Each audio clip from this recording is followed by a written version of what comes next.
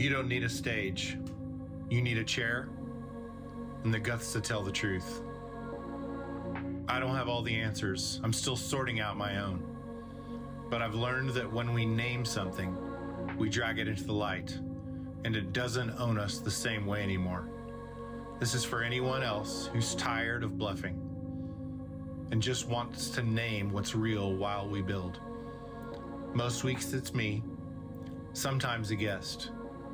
Always becoming, always honest. This is no stage, just a chair.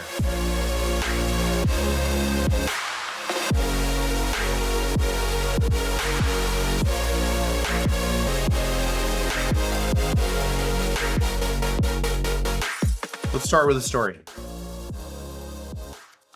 When I was a freshman in high school in tiny little Prague, Oklahoma, it would have been 1986. So in case you want to do the math, that means I'm officially old. My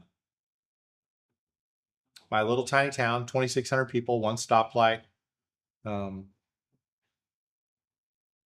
Sonic and a Ken's Pizza, and one school. 69 people in my graduating class, small town. We were at the band Christmas concert my freshman year.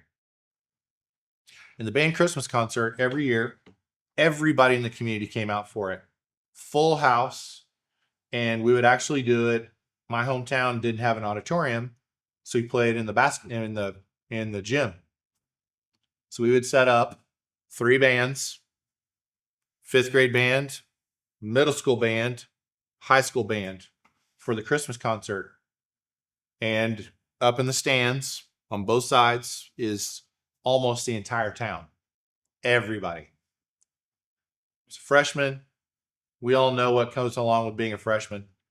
So much insecurity, so much unknown, so much of all the things that just make being a teenager weird and wonderful. So whenever one of the earlier bands was playing, I think it was the 5th grade band, might have been the middle school band, I don't remember.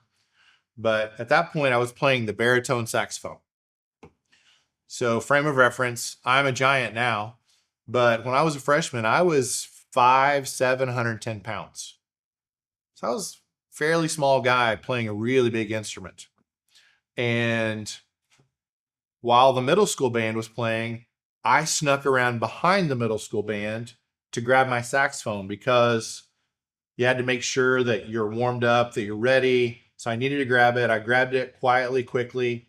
And once I grabbed it and picked it up, I was carrying it behind the back of the band and I stepped over this case. When I stepped over the case, I hooked my toe just on the edge of one of the latches.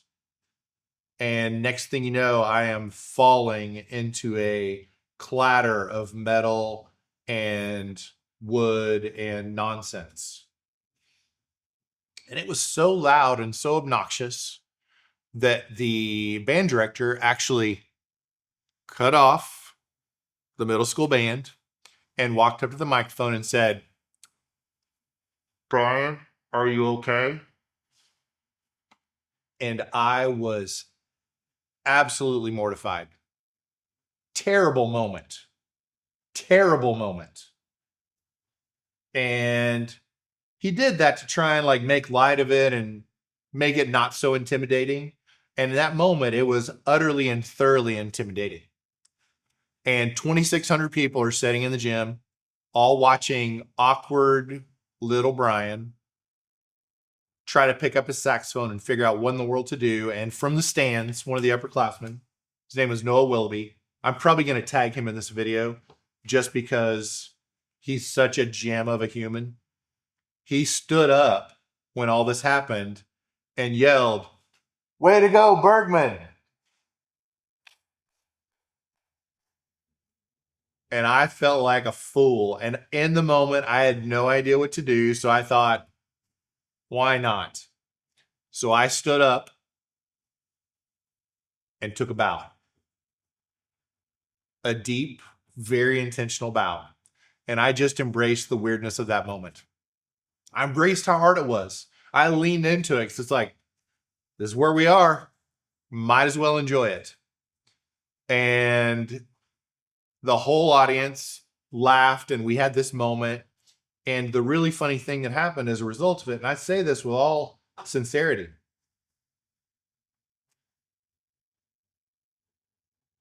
something about bowing in that moment broke it. And it could have been that thing. It could have been the thing that haunted me, but instead it became a story that followed me, and not in like this bad way, but it was, I really do mean this. And maybe all the years have wiped this away a little bit, but I don't think I ever felt made fun of when anybody ever told that story. I never felt like the butt of the joke. I always felt like, well, what do you expect? You just kind of lean into it.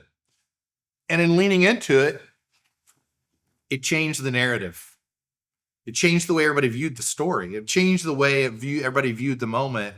And it became this joke that we all got to enjoy, including myself. And in that moment, as a tiny freshman, the room shifts and everyone laughs. And I can take myself not quite so seriously.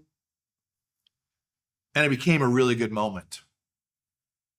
A moment that I want to lean into and embrace, and a way that I want to think about things, in a way that, and I've had this conversation with people and friends for years, of how I want to approach hard things, how I want to approach things, and how I want to, I'm the guy walking down the sidewalk. We've all done this before.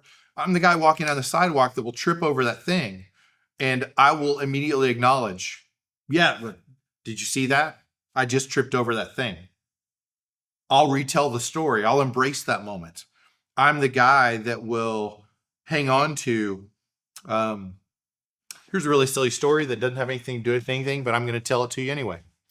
Whenever I was probably 10 years old. I think I was probably 10. I was tall as a little boy, and I was the first kid to get a 10 speed. Everybody else got their dirt bikes. I've got my 10 speed, and I would race everybody. And whenever I would race everybody, I had this friend. His name was John Mark. John Mark and I were racing one day, and we were riding down my street fast as we could. I'm on a 10 speed. He's on a dirt bike. So I would obliterate everybody because my legs were long. I got all I have an unfair advantage over everybody. So as I'm racing and I'm riding, my bike, those bikes that have like the straps that go over the pedals? My bike had those straps that went over the pedals. And as I was pedaling, I'm pedaling. And all of a sudden, one of my feet slips out of the pedal straps. And with one leg, I'm still pedaling. And with the other leg, I'm trying to get my foot in. And I'm trying to re-engage everything. And I'm looking down. And as I'm looking down, I realize what a bad idea to be going full speed ahead and looking down. And I look up. And whenever I look up, I realize that there is an old F-150 Ford truck parked in the street. And at full speed ahead, I just plow into the front of that truck. Whenever I plow into the front of the truck, I go forward, hit my face on the grill of that truck, and I break my nose. And there's blood everywhere. My friend John Mark sees it. He pulls over and he's ready to laugh at me because it's utterly ridiculous. But then he sees all the blood. And when he sees all the blood, automatically assumed I was dead. Based on how he responded, he assumed that I was dead because he is screaming bloody murder, running back to my house to go get my parents to help because evidently Brian is dead and there's blood everywhere. And I broke my nose. First time I broke my nose. And and at 53, I've probably told that story 500 times. Because why not? How many people at full speed ahead run their bike into a parked truck? Did no damage to that truck except for blood everywhere all over it. Absolutely obliterated the front tire of my bike, bent my frame, broke my nose, blood everywhere, There you go. Lean into it. It's part of your story. It's part of what shapes you. And if we can hang it in a place that we can look at it and realize that it's funny and that there's some truth, there's some enjoyment, and it reminds us not to take ourselves so seriously, which I need to remember. I need to remember to not take myself so seriously because, as you can tell just from even these episodes, I have a pretty good streak of intensity. I love a good story. I love a good laugh. I love all those things. And hopefully that can come through in this medium as well. But I can be overly intense sometimes. And sometimes I need to remember that I'm an idiot, that I do foolish things, that I do silly things. And in the moment of panic, in the moment of fear, in the moment of uncertainty, that's the moment where you get to decide whether you're going to ignore it or you're going to embrace it. That's the moment where you get to decide if you're going to take a bow. Because when you take a bow, that becomes your moment. That doesn't become your pain. That becomes your moment. Because you leaned into it in an undeniable way. That's what I want to do. That's what I want to do. I've told my children. I know I talk about my sons a lot on this show. And this show is not about my sons, but I've also noticed how many things that I realize about business and about life in parenting. I'm not saying that I do it right all the time. As a matter of fact, I've even told my sons, hey, there will probably be a day that I have to sit down and go, hey guys, I'm really sorry for this. Because I thought I was doing the right thing, but it wasn't quite the right thing. And I've told them I want to be the kind of parent that whenever I do it wrong, that I will apologize, that I will embrace it. And in the moment, we can embrace even the silliness of some of those things. That's who I want to be. We talked in the last episode about where we place our heart and our intentions. My intentions are also, I want to lean into kindness, but I also want to lean into being willing to be silly. Because it tells us something about that person. And I really do believe that. It tells us something about that person. Because in that moment of panic, do we blow it off or do we bow? I want to bow. I want to own the moment. And these are the nuggets. Today, this episode's going to be shorter. But these are the nuggets that I want to dig into. Shame will break you, and humility will teach you. Hear that. Shame will break you, and humility will teach you. And I'm not going to pretend like I've got this figured out. Even as I say it right now, I'm saying it to myself. I'm reminding myself. Again, we talk about the intentions of our heart. It's me telling my heart, shame will break you and humility will teach you. That's what I want to lean into. That's what I want. That's why I want to lean into these episodes of being unfinished, unkempt, unpolished, and vulnerable. Because these are some of the things that break off that shame. Because I want to live in my own skin. I want to be able to live here. I want to be able to own the moment. And when we can own the moment, there's this magical thing that starts to happen. And this is, from a leadership perspective, this is one of the magical things that happens. We can't force respect. I've been around people and leaders that just by sheer force of will, they enforce respect. And they don't enforce respect. Again, my 2 cents, that's not leadership, that's fear.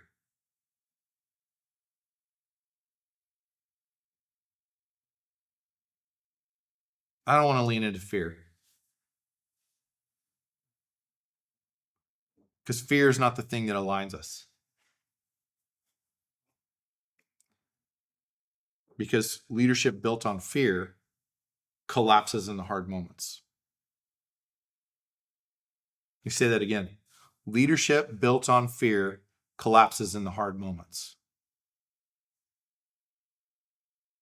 And as I say that, the reason I say it twice, and the reason that I sometimes hang on these ideas is because that I hope that you as a listener can hear this and start to translate it in your own heart, in your own head, in your own mind into what that means for you.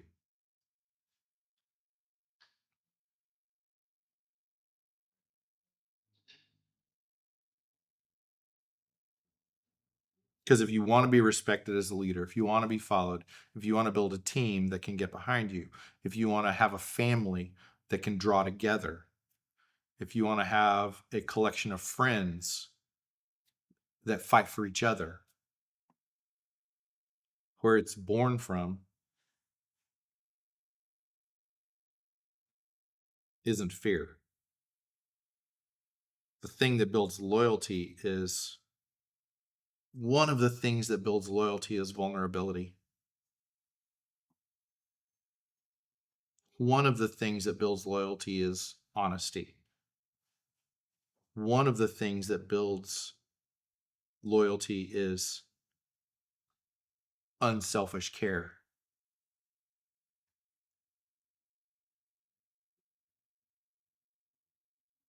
It's not fear.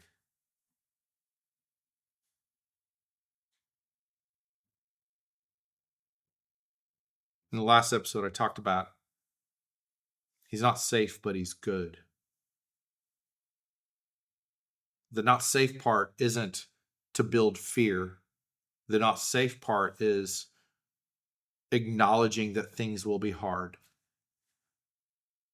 Things will be hard. Things won't always go great. But how we react to that, how we respond to that, how we embrace that, that's the linchpin. Because every stumble in business, family, creative work, every stumble that we have is another freshman fall. It's another moment where we feel like we're on stage in front of everyone looking like the fool.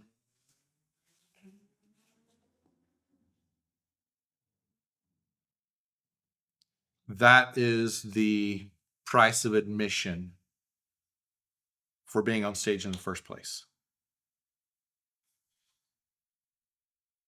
We got to lean into it. Because owning it doesn't mean mocking yourself. It means refusing to shrink or hide. And leading into the hard but good helps you to find the magic in the moment. It gives you stories to tell.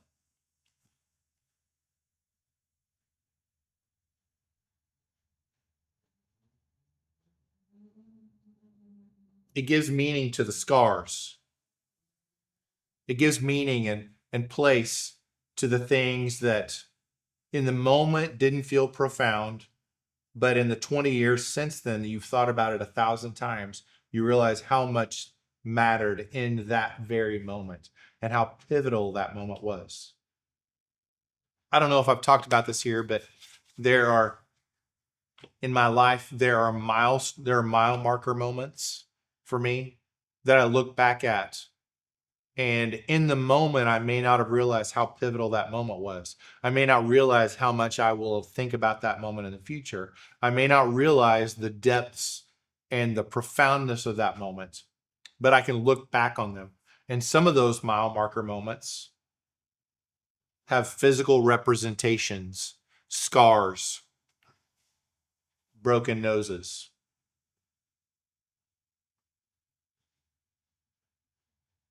broken ankles, silliness.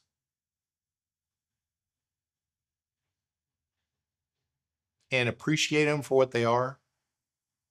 Appreciate them in their foolishness is part of living in our own skin.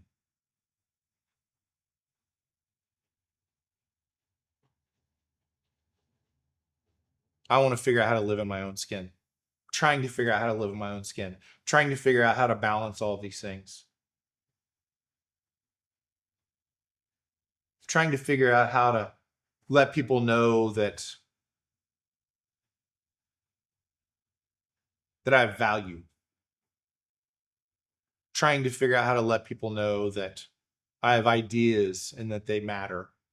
Trying to figure out how to be a good dad. I'm trying to figure out how to be a good friend. Trying to figure out how to show up for friends when life is tough. Trying to figure out how to celebrate my friends whenever life is good. Trying to figure out how to be excited for clients when their businesses succeed. I'm trying to figure out how to do all of these things. And the more I do it, the more I realize that they are rooted in these quiet, deeply human things. They are rooted in how we respond to falls. They're rooted in how we respond to victories. They're rooted in how we treat people. They're rooted in hanging on to kindness. They're rooted in all the things that we're talking about in these episodes. And every single one of them are like building blocks or Legos that give us an understanding and basis for everything that we do.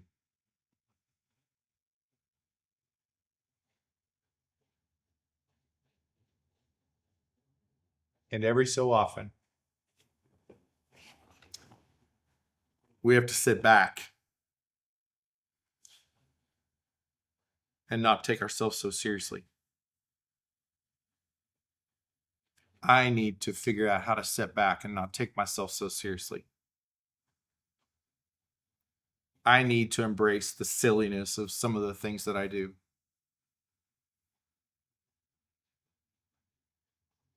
Because when I do that, I believe that it actually it releases the pressure that others might feel about me. Does that make sense at all? I don't even know if that makes sense. Maybe this is like my aha right here on camera.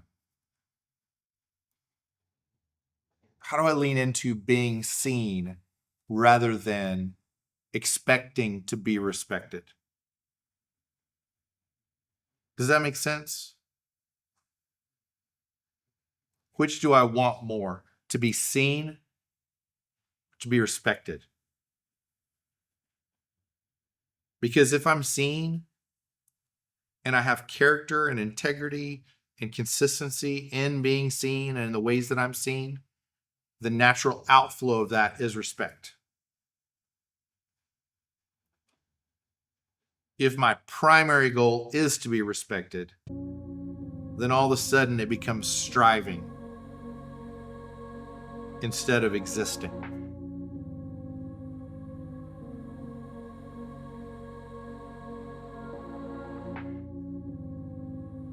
I hope that what I've said makes some semblance of sense. And I really think it has for me. And this is where I say it messy, before you might assume that it was neat and tidy all along. Thanks again. I'll see you next week.